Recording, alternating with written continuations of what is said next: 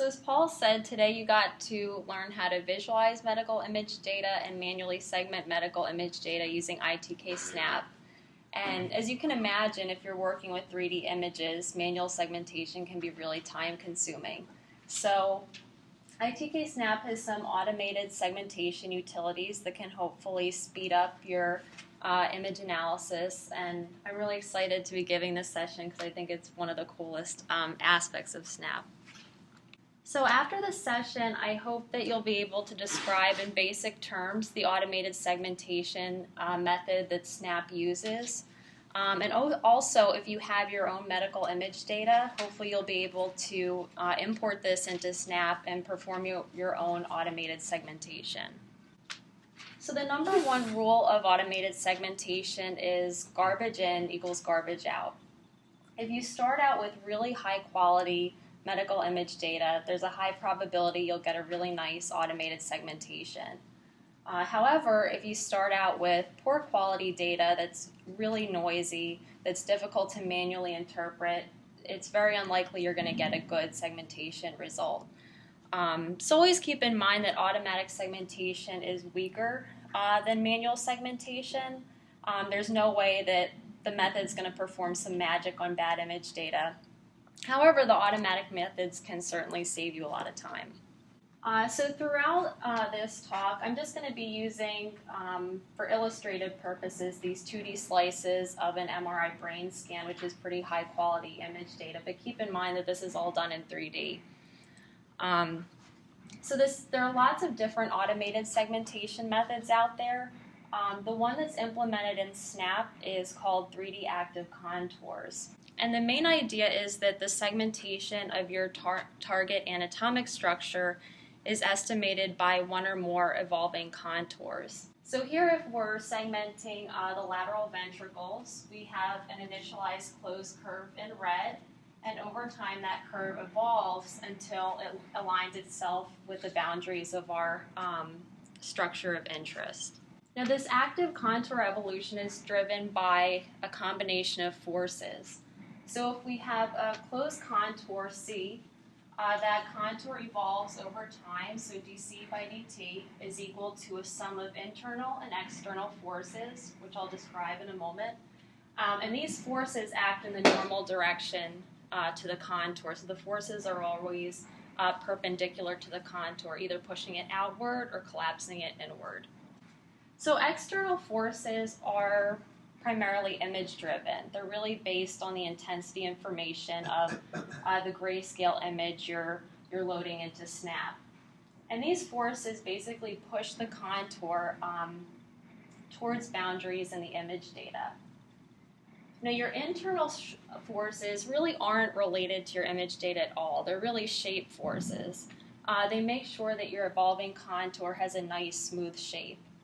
And the reason we often apply these shape-based or regularization forces in segmentation is because anatomical structures in the human body often have smooth contours. They're rarely they don't have sharp edges and whatnot. So we always apply some type of smoothing forces in the segmentation. So here you can see your evolving contour. The external forces are shown in yellow and the internal forces are shown in blue. So here you can see at this point on the contour, this is pretty close to an image boundary, so there's a small force, external force, that's driving the contour towards that boundary. Whereas at this point, the contour isn't really close to a boundary, so there's a very large external force pushing the contour outwards. And then at regions like this, where there might be, let's say, a divot or an area of high curvature in the contour, there's going to be an internal force kind of pulling it back, trying to make it more circular, if you will. So over time, these external and internal forces interact with each other, balance each other out as the contour evolves, but really the main driving force is the external image-driven forces. So for example, here, since the point isn't close to a boundary, you have a large external force pushing it out, but at the same time you have a little bit of an internal force pushing it back in just to maintain a regular shape. I mentioned already that all forces act perpendicular to the contour. our internal shape force is proportional to the curvature of the contour. And just to recall what curvature means, if we have a contour here C, the curvature at point P is inversely related to the radius of a circle that's tangent to the curve at that point. So in other words, if the curve is very flat like this, that circle would be very large, the curvature would be very low. And here you can see that depending on whether the curvature is convex or concave, the curvature could take a positive or negative value. And that's going to indicate which direction your internal force is going to be pushing your curve. So for example, in this case where the curvature is negative, your shape force or internal force is going to be pushing it outward to make more of a circular type shape. Now our external force is given by a speed image or a speed function that we obtain by pre-processing our original grayscale image. And the external force at each point along the contour is proportional to the value of the speed image underneath the contour. And we can obtain our speed image in many different ways from the grayscale image. And this is one example where we have our original image data. We apply a gradient filter to identify strong discontinuities or edges in the image data, which are shown in black. And you can see that the intensity range of this speed image goes from 0 to 1. So along the boundaries of our lateral ventricles, the value is 0, which means the speed is going to be 0. And that's what we want, because once the contour aligns with that 0 contour, we want the contour to stop evolving. There are two general categories of speed functions, region-based and edge-based speed functions. In your exercises, you're going to be using two examples of region-based functions. Now, these region-based functions make the assumption that your objects of interest have roughly uniform intensity values or patterns. Another example is an edge-based speed function, which I just showed in the previous slide. And this makes the assumption the objects of interest are separated from other objects in your image data by edges or strong discontinuity in image intensity. And just based on experience, I usually recommend using region-based speed functions. And the reason being, even in the best medical image data, a lot of times if you have even a well-demarcated anatomic structure, there might be areas where the edges of that structure aren't well defined and the segmentation might fail there. So you can certainly use them, but we often find that the region-based speed maps might work a little bit better. But again, it's application specific. So next I'd like to give two examples of the region-based speed functions that you're going to be using in your exercise. The first one is a very simple thresholding. So we have our input image. Suppose we want to segment the caudate nucleus here next to the lateral ventricles. We apply a two-sided thresholding function to get our speed map.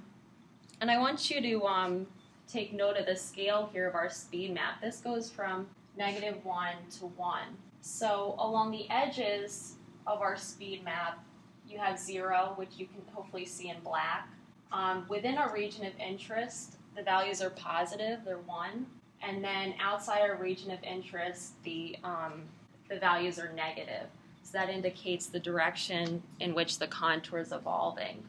So for example, if we initialize our contour as this red circle, this point on the contour is going to be in an area of a negative speed value, so it's going to be pushed inward. Whereas within our target structure of interest, the contour is going to be pushed outward. A second type of speed map you can generate with SNAP is using supervised classification. And by classification, I mean just identifying different tissue classes or tissue types. And it's supervised because we're providing information about what that tissue class looks like in the image data. So here I wanted to just briefly mention the supervised classification. So in this case, we're going to pre-process our image by identifying different training sites in the image data. So we're identifying little pieces of each tissue class. So here in this case, we're going to segment the lateral ventricle. So we identified a little region in red. and then we identified other regions in green or yellow. And it's really your choice how many regions you want to identify. I often recommend using a background label. For example, if you had, not in this image, but if you had a lot of black background, also using that as a label in your classification. This specific implementation is random forests if you're interested in classification. Make sure you choose your specific foreground label, because depending on which foreground label you choose, that's going to generate a different speed map. That's going to indicate which structure you want to segment. And then finally, this is your speed map, again, ranging from -1 to 1. And if we initialize our contour here, as I showed in the previous thresholding example, areas on the contour that are negative are going to be moving inwards, and positive, they're going to be expanding outwards. Interestingly, here you can see a discontinuity between the ventricles, and in this case, the contour may actually pinch itself and divide into two separate closed contours. So one of the really neat aspects of 3D contour evolution is that you can start with multiple separate initializations that may merge together, or you can start with a single initialization that can actually split into separate contours. So there's a lot of topological flexibility. And this is an example of the edge-based speed function, which you were just asking about. This actually isn't included in the exercise, but certainly feel free to experiment with it. Basically what you do is just apply a gradient filter to it. You can alter the parameters to make it smoother, less smooth, and then you get your image that shows your edges in 0 and the surrounding regions in 1 as 1, or a positive value. And really take note that this is different from our region-based functions. It doesn't have negative and positive values, which creates a little bit of a challenge to your edge-based segmentation, which I'll describe next. So in this case, depending on which structure you're segmenting, you'd provide the initialization. Again, the contour moves slower, closer to boundaries. However, the contour may leak through weak boundaries.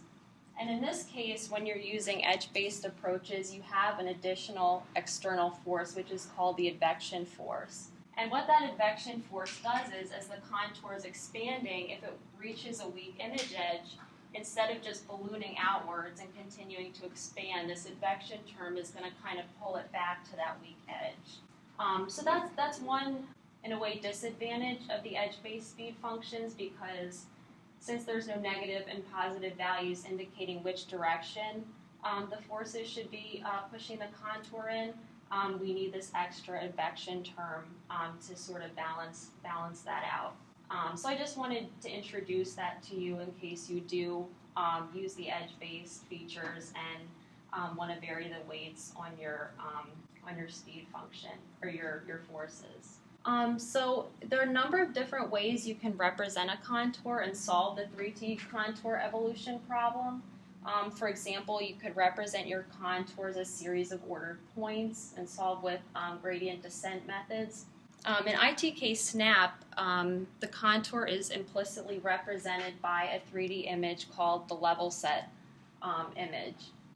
And in this 3D image, each voxel has an intensity value that's equal to the distance to the contour. So in this case, in our image data, each voxel that corresponds to a point on the contour is given the value 0. Each point that's outside the contour has a positive value, the distance to the contour, and within the closed contour it would have a negative value. And the advantages of using this level set method is that it provides more numerical stability and flexible topology. So to give you an example here, this is an example of where the contour is explicitly represented, and you can see that with a gradient descent method it becomes numerically unstable and folds and overlaps over itself. Whereas with the level set method, we actually started out with 4 different initialized bubbles, and they nicely merge into a single segmentation. So this is just a general overview in basic terms of the theory of automated segmentation implemented in SNAP. So once you load your medical image data and select a region of interest that you want to segment, there are 3 basic steps to getting your final segmentation. The first is to pre-process your image and get your speed function. The second step is to initialize your segmentation and place your initial contour. And the third step is to sit back and watch your contour evolve. So in session 7, there are 2 different exercises you're going to be doing. Both of them use multi-component images, which Sandy introduced you to. But they're somewhat different types of multi-component images. So, you know, in a multi-component image, each voxel is associated with multiple values, and those could be intensity values acquired from different imaging modalities or different measurements. In this first case, we have a 3D multi-component ultrasound image, and each component actually corresponds to an image of the heart at sequential time points in the cardiac cycle. So you can think of it as an image series. Now currently, ITK-SNAP doesn't have the capability to read 40 nifty files or DICOMs. Hopefully in the future it will. But if you ever have a data set like that, we could help you convert it to a 3D multi-component image to view in SNAP. Now in this example, we're going to be using a speed function generated by simple thresholding.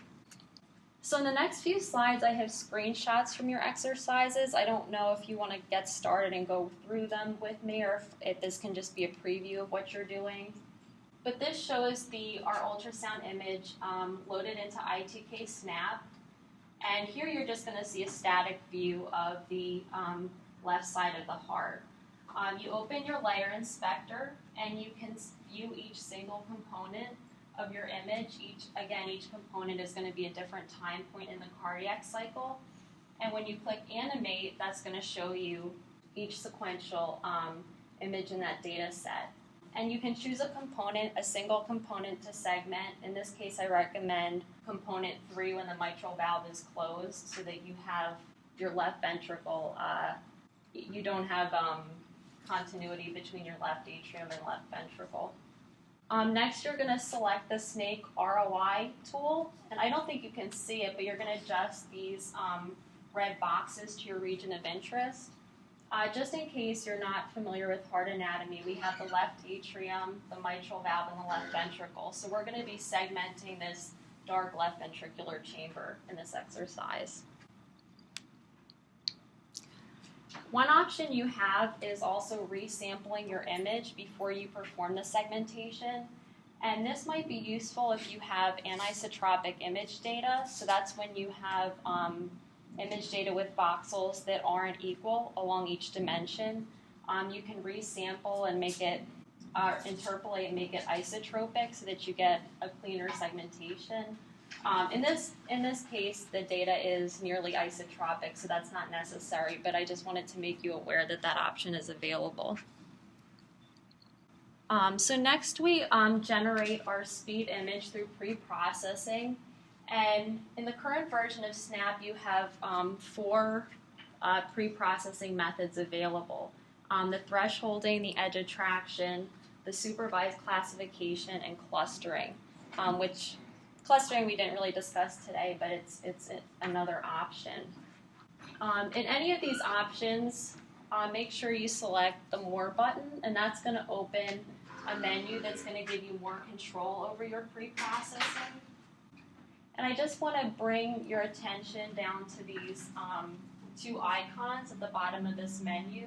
This is going to let you toggle between views of your original grayscale image thresholded and your speed function. Because if you try to threshold and you're looking at your speed function, you're not going to really know if you got the correct threshold. So it's useful to toggle between those 2 viewpoints. In the next case, you're going to place your cursor in the left ventricle, add a bubble. You can add multiple bubbles. You can change the size of your bubble, see what happens. But that's your initialization.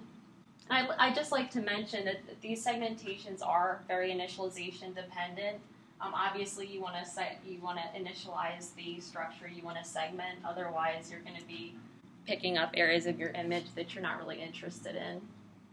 And then you simply start the contour evolution. make sure you update your segmentation in the lower left panel, and that's going to show your a 3D image of your segmentation that you can interactively visualize. In your exercise, I also encourage you to adjust some parameters here. So if you see my segmentation, the left ventricle is sort of football shaped, and here it kind of leaked into a surrounding image region. And sometimes you can prevent this by changing the weights of your external and internal forces. So for example, to prevent this, you could decrease the weight of your force that it's called the region competition force, which causes your contour to balloon outwards. And you could also increase your smoothing curvature force to prevent your segmentation from kind of sneaking through holes in your speed map. In your second example, this is a segmentation of a brain tumor in multimodal MRI data. And here we're going to be using a speed function that's generated by supervised classification. And I'm not going to go through it in too much detail. I just want to point out a few things, and some of these things Sandy just recently told you about. It's useful here to make use of both your tile view, where you see each component of your image within each plane, and you can also go to your overlay view. So in other words, if you're just choosing your region of interest of the tumor, you might want to just see the whole overlay, whereas when you're choosing actual tissue regions, you might want to use the tile view, because in different, for example, T1 weight or T2 weight, you might be able to identify different tissue classes more easily. And then this is pretty small, but this is just, you also have this image in your exercises. This just shows an example of identifying some of your different tissue classes. And again, I just want to bring your attention and make sure you have the correct foreground label as your active tumor, because that's going to generate a speed map specifically for your structure of interest. Again, we initialize our tumor and perform the segmentation, and you're all done. And if you have extra time, you can certainly segment other structures within this brain scan as well. So in summary, the main points I hope you got out of this talk is that the automated segmentation utilities implemented in ITK-SNAP are based on 3D active contour evolution, and the active contour problem is solved using the level set method. 3D active contour evolution is driven by a combination of internal forces that help maintain the regularity of your evolving contour, as well as external forces that are driven by your input image data. And finally, your speed image, which is your external force, can be derived from your input grayscale image in various ways based on image intensity, region characteristics, or image edges. So with that, this is the end of session 6. You can start the exercises that I just introduced. Please let me know if you have any questions. And I hope you enjoy watching your contours evolve.